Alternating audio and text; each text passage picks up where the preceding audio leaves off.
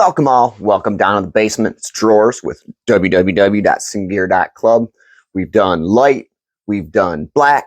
Now it's time to do pro. Got to step it up to the big house. Let's see what we can come up with this M4 GT3 rim and this QR2 Pro installation video for you today. All right. Here we are. Captain Obvious here. The first two things you're going to need for this project are a Fanatec M4 GT3 and a Fanatec QR2 Pro. These two mats underneath here are totally subjective. So if you like those, you can go to subjective link and get some for yourself. But as far as tools, everything should be included here. Got your instructions, your QR2 spacers, different hardware. I'll explain that once we get to it. We'll probably need to use them here, and all the different tools that you need. So get that out of the way.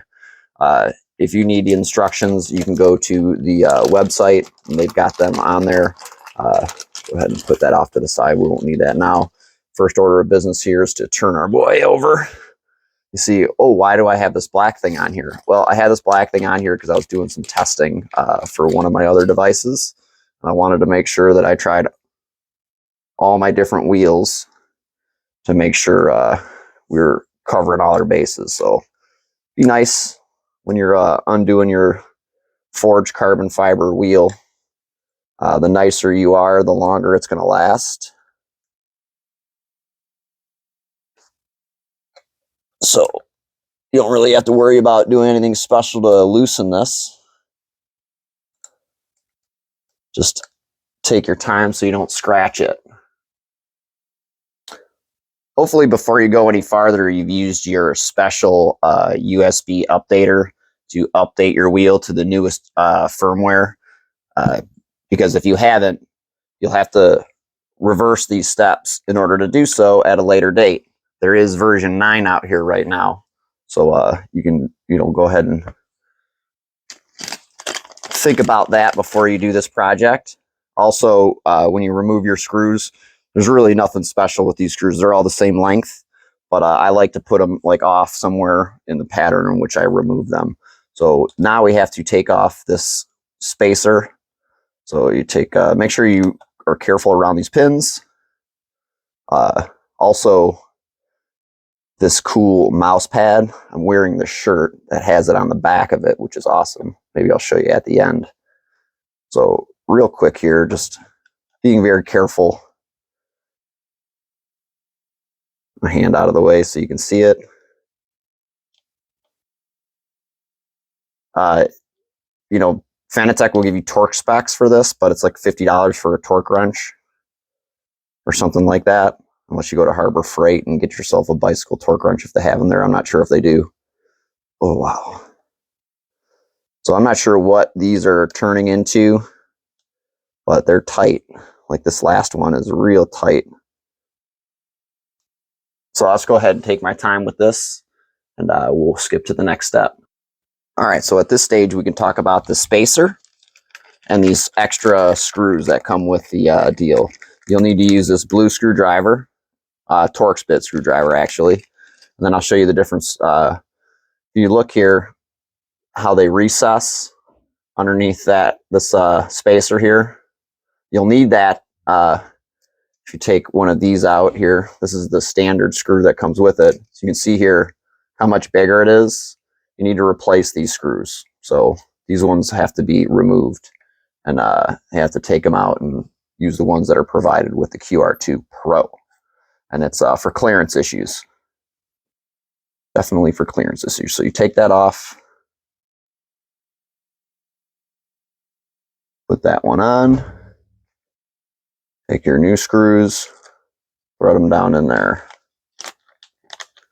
They give you an extra one for some reason. I don't know if this is a wear item or not. I guess to be determined.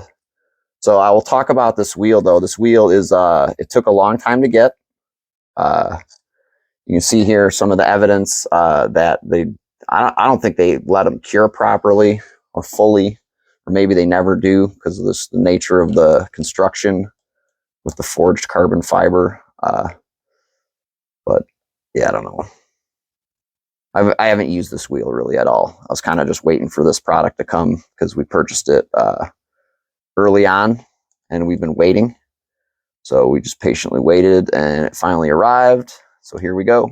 We're going to use it. We used it a couple of times on our DD1. May it rest in peace.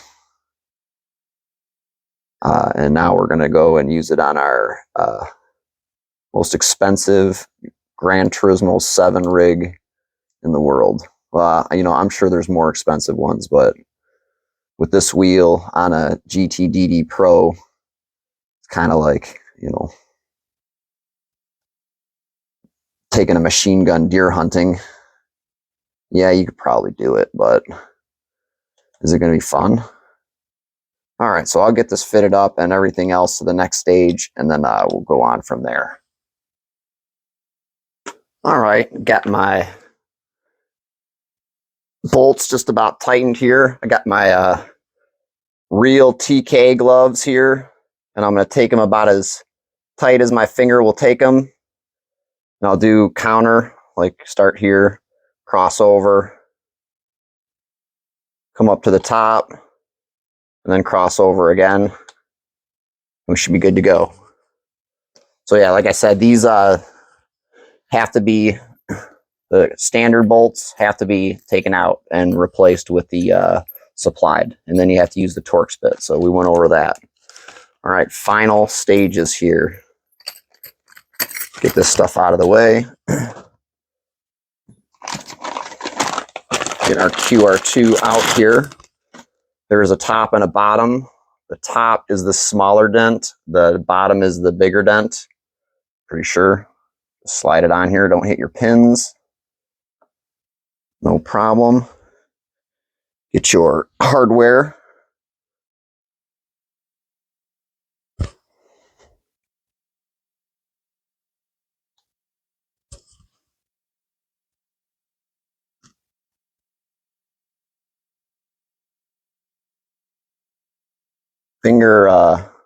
Start these with your fingers to make sure that they go in here nice and clean.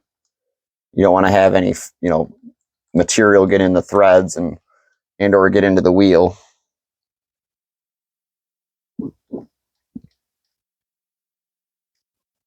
So definitely take your time, and when you get to these to the head,